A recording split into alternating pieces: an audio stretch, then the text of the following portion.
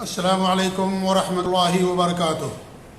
بسم اللہ الرحمن الرحیم والحمد للہ رب العالمین الرحمن الرحیم مالک یوم الدین واشہد ان لا الہ الا اللہ وحدہ لا شریک لہ واشہد ان محمدا عبدہ ورسولہ صلوات اللہ وسلامہ علیہ وعلی آلہ وعلی اصحابہ ومن اہتدی بہدیہ واستنى بسنتہ الی یوم الدین وبعد۔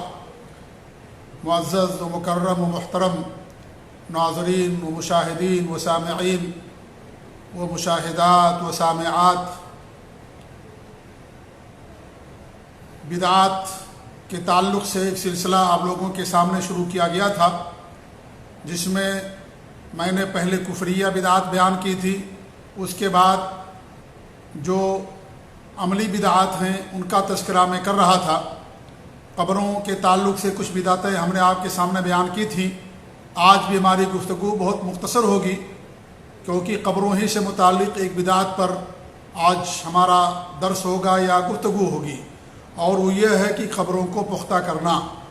یہ ہمارے معاشرے میں بہت رائج ہے کہ کسی کی وفات ہوتی ہے تو جو اہل بدعت ہیں یا قبر پرست لوگ ہیں وہ قبروں کو پختہ کرتے ہیں، اور پکی اینٹوں سے قبریں مزین کی جاتی ہیں اور اوپر باقاعدہ پختہ قبر بنائی جاتی ہے۔ تو یہ چیز کیا ہے؟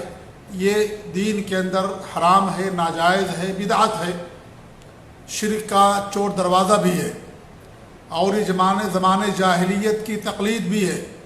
زمانے جاہلیت میں جب لوگ مر جاتے تھے تو ان کی قبریں پختہ کر دیتے تھے، قبریں اونچی بناتے تھے، اور جو آدمی جتنا بڑا ہوتا تھا اس کے لحاظ سے اس کی قبر اونچی اور پختہ بنائی جاتی تھی۔ ہمارے نبی صلی اللہ علیہ وسلم نے ان تمام چیزوں سے منع فرمایا، کیونکہ یہ سب شرک کا ذریعہ ہیں، شرک کا سبب ہیں۔ اور ایک مشہور قاعدہ اسلام کے اندر کہ ہر وہ چیز جو انسان کو حرام تک لے جائے وہ بھی حرام ہوتا ہے۔ شرک حرام ہے، لہذا شرک تک پہنچانے والے تمام راستے، تمام وسائل، تمام ذرائع حرام ہیں۔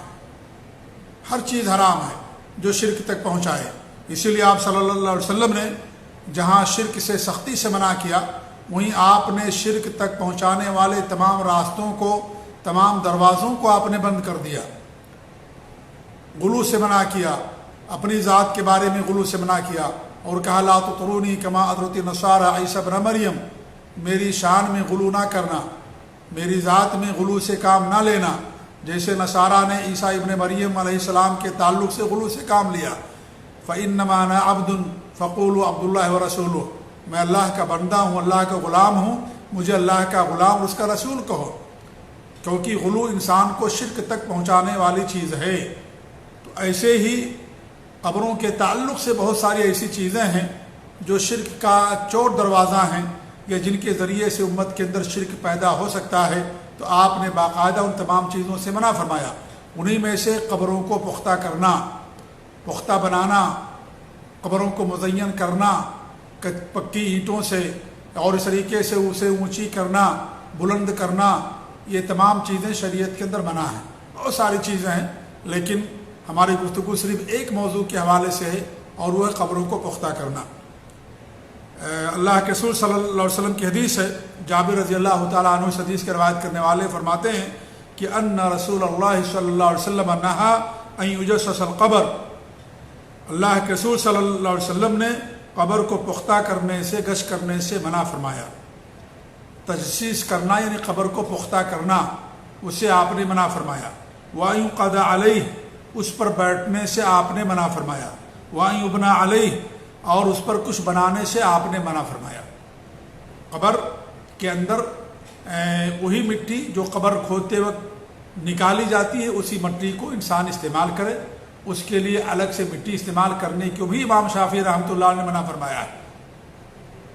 تو اس پر بنانا، عمارت کھڑی کرنا، اور اس کے لیے سنگ مرمر کا استعمال کرنا، پختہ قبر بنانا کیسے شریعت کے اندر جائز ہوگا؟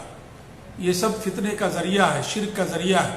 انسان اونچی قبریں دیکھتا ہے، پختہ قبریں دیکھتا ہے، سنگ مرمر سے بنی ہوئی قبر دیکھتا ہے، تو اس کے اندر فتنہ پیدا ہوتا ہے، اور اس کے اندر یہ چیز پیدا ہوتی ہے کہ یہ بہت پہنچی ہوئی شخصیت ہے، اونچی شخصیت ہے یہ، لہذا یہ اللہ تعالیٰ تک پہنچنے کا ہمارے لیے ذریعہ اور سبب ہے یہ، تو انسان اس کے ذریعے سے شرک میں پڑ جاتا ہے۔ آپ دیکھیں سعودی عرب کے اندر الحمدللہ مملکت سعودی عرب جو توحید اور سنت کا کی یعنی مملکت ہے، حکومت ہے، الحمدللہ یہاں ایک بادشاہ بھی جب اس کی وفات ہوتی ہے تو اسے قبرستان میں دفن کر دیتے ہیں، اور اس کی قبر پر نہ کچھ لکھا جاتا ہے اور نہ ہی اس کی قبر اونچی کی جاتی ہے، نہ عمارت کھڑی کی جاتی ہے، نہ سنگ مرمر استعمال کیا جاتا ہے۔ آپ دیکھیں یہ چیز، اور الحمدللہ اتنی سادگی کے ساتھ ان کو دفن کر دیا جاتا ہے کہ ایک عام انسان جب قبرستان میں جاتا ہے تو پتہ بھی نہیں چلتا کہ یہ کس ملک کی اور کس بادشاہ کی قبر ہے یہ۔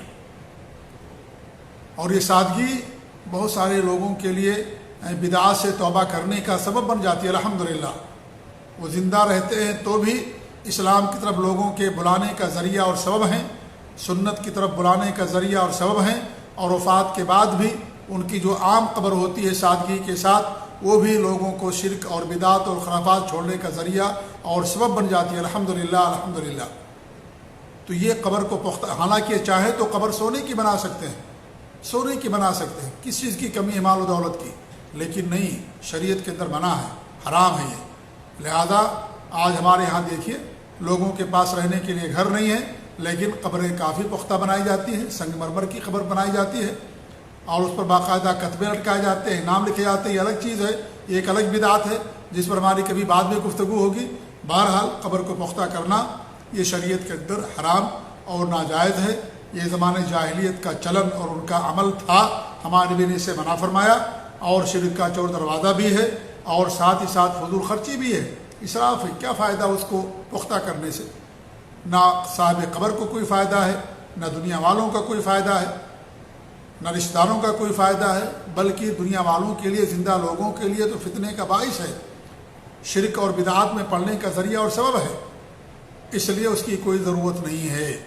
لہذا یہ دین کے اندر بدعات ہے، لوگوں کو چاہیے کہ وہ قبریں پختہ نہ بنائیں، اور اس طریقے سے قبر جیسے کوہان کی، اونٹ کی کوہان کی شکل میں ہوتی ہے، اور جو مٹی قبر سے کھوتے ہوئے نکلتی ہے اسی مٹی کو استعمال کیا جائے، اور زمین سے زیادہ ایک بالش اوپر، صرف اس وجہ سے کہ وہ قبر ہے، تاکہ لوگ اس کی توہین نہ کریں، لوگ اس پر نہ چلیں پھریں، لوگ اس کو نہ رو دیں، اس لیے پہچان کے لیے کہ صرف ایک بالش اوپر، اور اس میں کوئی پکی اینٹیں یا پکی چیزیں استعمال نہیں کی جائیں گی، بلکہ وہی مٹی استعمال کی جائے گی جو مٹی قبر سے نکلتی ہے، تاکہ معلوم ہو کہ قبر ہے بس، اور اس کی توہین نہ لوگوں کی طرف سے ہو۔ اس لیے اس کو پختہ کرنا یہ دین کے اندر کیا ہے؟ بدعت ہے، شرک میں پڑنے کا ذریعہ اور سبب ہے۔